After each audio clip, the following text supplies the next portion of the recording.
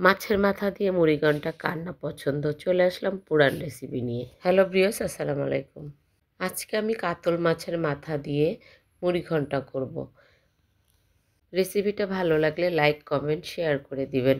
এখানে আমি সরিষার তেল দিয়েছি ফ্রাই প্যানে, তারপরে 3টা পেঁয়াজ কেটে দিয়েছি, 3 চামচ লাল মরিচের গুঁড়া দিয়েছি, 2 চামচ হলুদের গুঁড়া দিয়েছি, 1 চামচ আদা বাটা, 1 চামচ রসুন বাটা দিয়ে মশলাটা একটু ভেজে নিচ্ছি।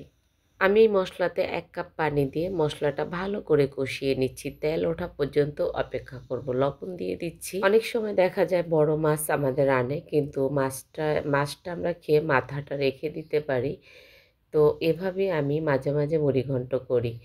এটা কাতল মাছের মাথা, ছোট ছোট পিস করে আমি লবণ দিয়ে, হলুদ দিয়ে, মরিচ দিয়ে ভেজে নিয়েছি খুব ভালোভাবে। ভাজা মাছের মাথাটা আমি অ্যাড করে দিয়েছি।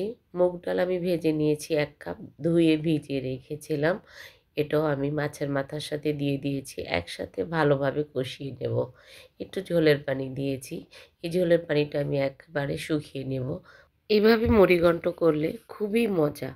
আপনারা চাইলে গরম ভাত, রুটি, পরোটা যেকোনো খাবারের সাথে সার্ভ করতে পারেন।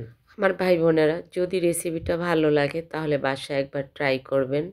আর লাইক কমেন্ট শেয়ার করে আমার পাশে থাকবেন। শুধুমাত্র আপনাদের সাপোর্টেই আমি এগিয়ে যাব ইনশাল্লাহ।